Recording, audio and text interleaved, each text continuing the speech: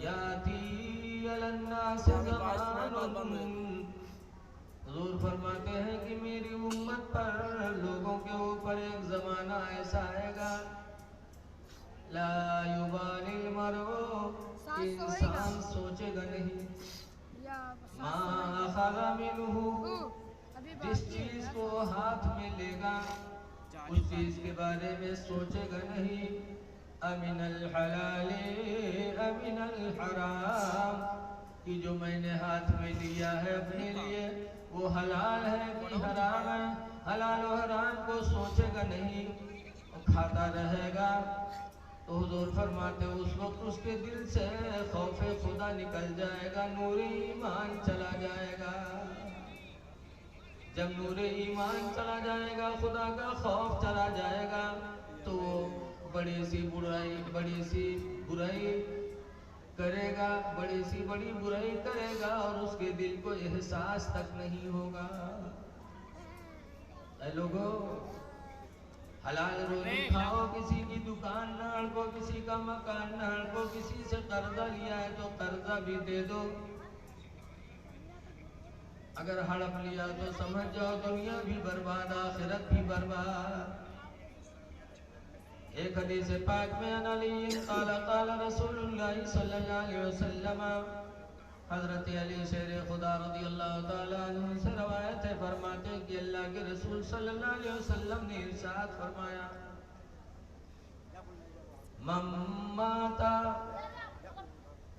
जो मरा, वो हुआ बरीउम मिनल किब्री, तरह हाले कि वो तकब्बुर से बच गया, वल गुलूले, और अमानत में खयानत करने से बच गया, वद्दैनी, और कर्जा से बच गया, यानी कर्ज लेकर कर्ज दे दिया। तो सरकार फरमाते हैं फदखलल जन्नह, तो मरने वाला इंसान जन्नत में दाखिल होगा जो तकब्बुर से बचा। आज थोड़ा इल्म हो गया तो उसी पे घमंड, दौलत हो गई तो दौलत पे घमंड, ओहदा पा गए तो ओहदा पे घमंड।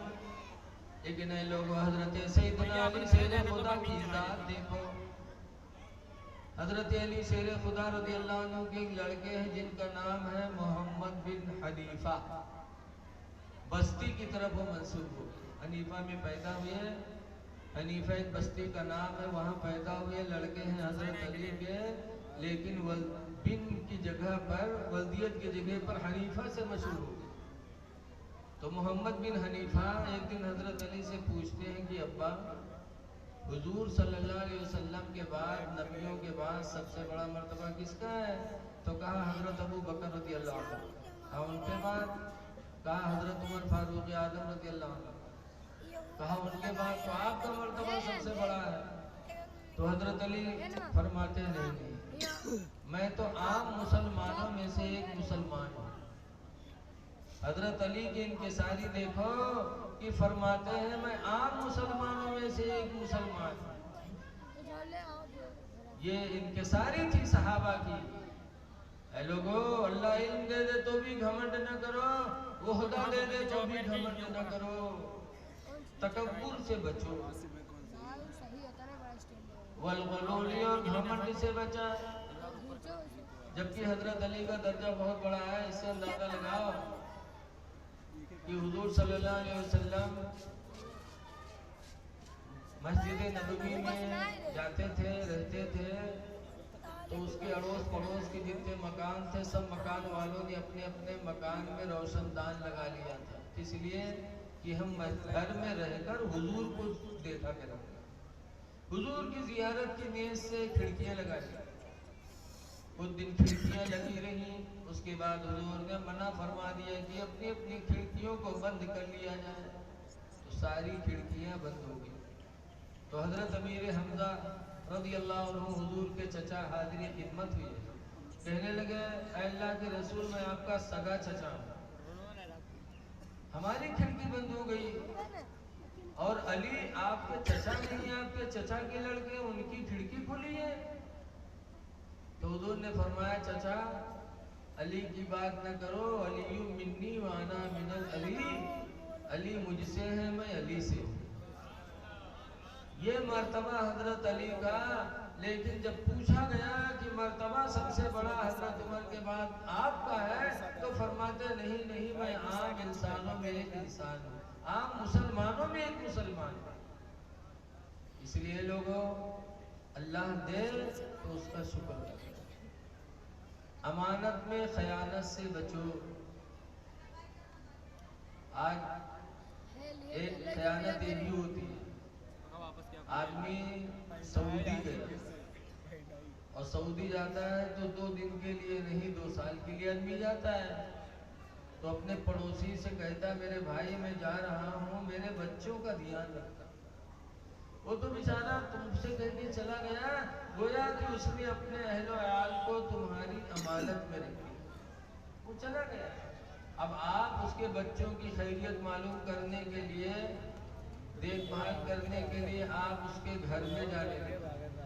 घर में जाते जाते बैठने लगे और बैठते बैठते उसकी बहन बेटी पर हाथ फेरने लगे। इज्जत आबरू लूटने का इरादा हो गया, इज्जत आबरू लूट भी लेते बहुत से। तो ऐ लोगों, ये अमानत में खयानत है। एक गुना, दूसरा गुना कि पड़ोसी का तुमने हक मारा, दूसरा गुना, और तीसरा ये कि तुमने ज़िना किया, और ये तीनों बड़े बड़े गुनाह हैं।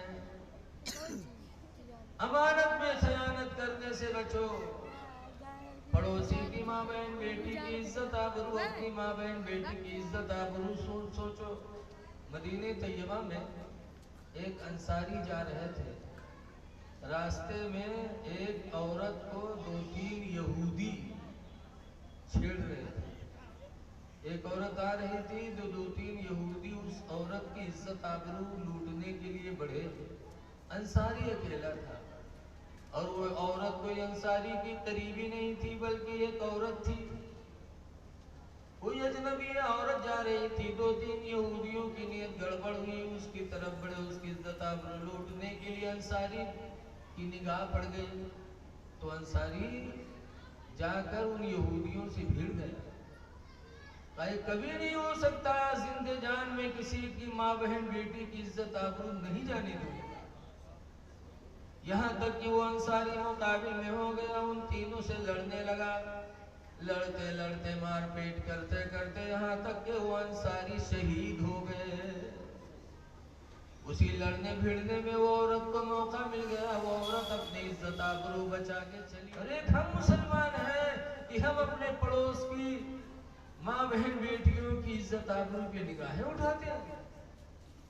ऐ लोगों, अमानत से बचो, खयानत से बचो। तीसरे नंबर पर फरमाते वद्दईनियों, कर्ज से बचा।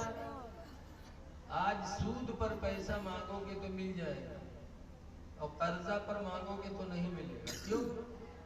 जब इंसान सूद पे लेता है तो सोचता है नहीं देंगे तो इतना बढ़ता जा रहा है, ला इसको दे दे, तो सूद वाले को दे देते।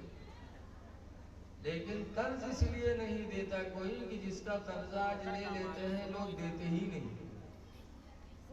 कर्जा लेकर कर्जा न देने वाला जहन्नमी है। जिसका कर्ज है उसको दे दो। अगर तुम्हारा बाप दुनिया से किसी का कर्जा लेके गया है तो उसका कर्जा अदा कर दो, ताकि तुम्हारे बाप की गर्दन रिहा हो जाए।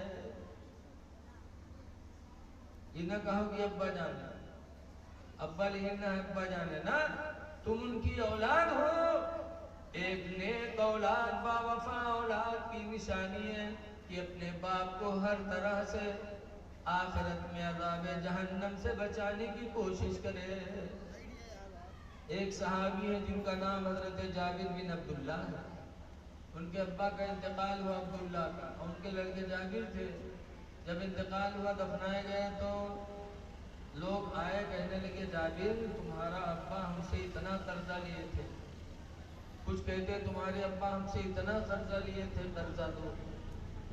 हजरत जाबिर परेशान कि अब्बा दुनिया से चले गए और कोई माल भी नहीं छोड़ा, मैं कैसे कर्जा दे दूं। लेकिन जाबिर फरमाते हैं कि हाँ मेरे बाप ने रकम तो नहीं छोड़ी है, लेकिन खजूरों का एक बाग बाप की तरफ से हम लोगों को विरासत में मिला। उस वक्त खजूर लगे थे, तो हजरत जाबिर बिन अब्दुल्लाह गए और बाग की खजूरें तोड़वाई और तोड़वा कर ढेर लगवाया। फिर लोगों के पास गए, कहा चलो मेरे बाप जितना कर्जा थे उतने पैसे के बदले में खजूरें ले लो। सबके पास गए तो सबने इनकार कर दिया, कहा ना हमने नकद दिया था, हम नकदी लेंगे, नकद के बदले में खजूर नहीं लेंगे हम।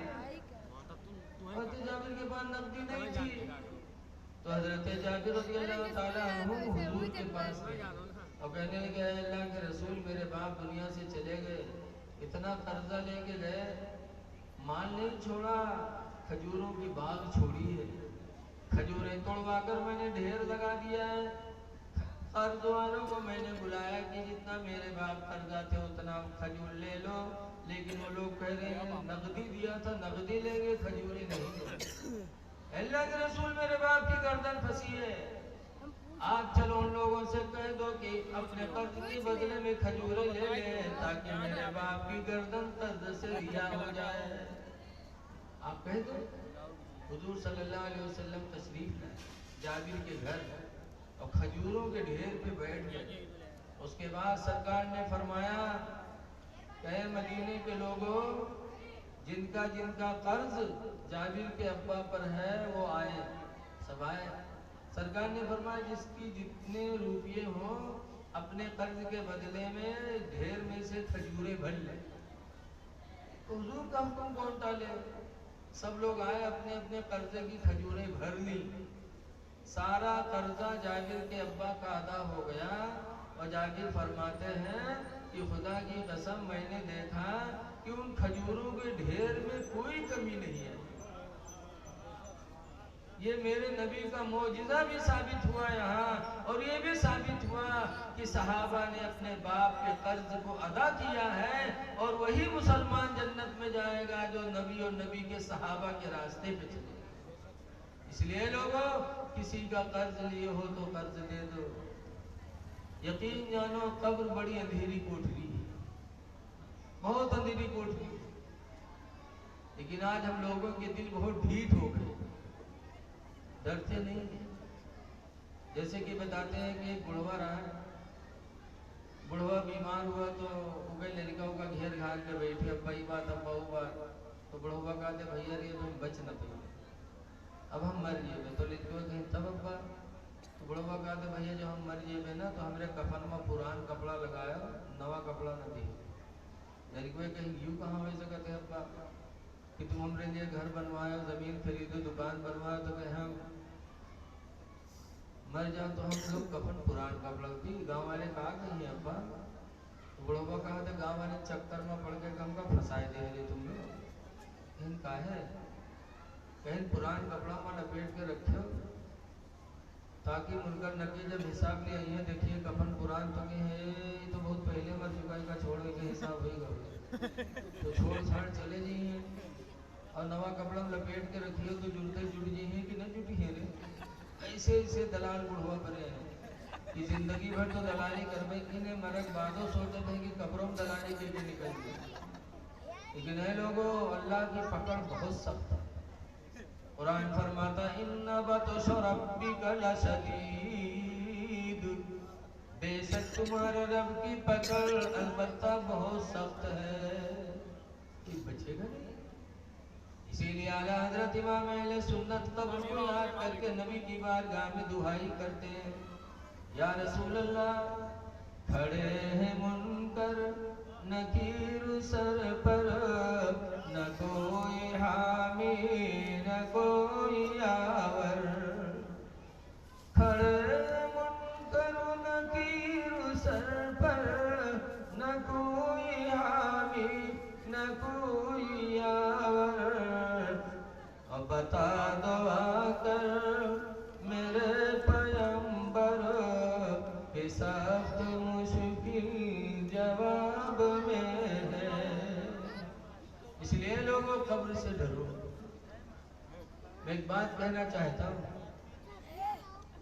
कि आज हम और आप अली से मोहब्बत करते हैं, इमाम हसन से मोहब्बत करते हैं, इमाम हुसैन से मोहब्बत करते हैं, लेकिन हुसैन से मोहब्बत करने वालों जरा हुसैन की जिंदगी देखो कि हजरत इमाम हुसैन से यजीद ने मुरीद होने के लिए कहा था कि हाथ पे हाथ रख।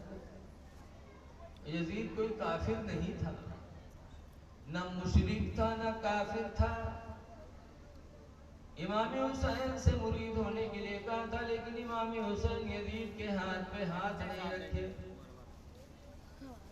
मदीना छूट गया तो छोड़ दिया, जबकि मदीना के लिए हर मुसलमान तरस रहा। बोलो, अभी हमारे हजरत सैयद साहब किबला ने मदीने के बारे में क्या पढ़ा, हर आदमी का दिल झूम गया, ईमान से मस्त हो गया। हर मुसलमान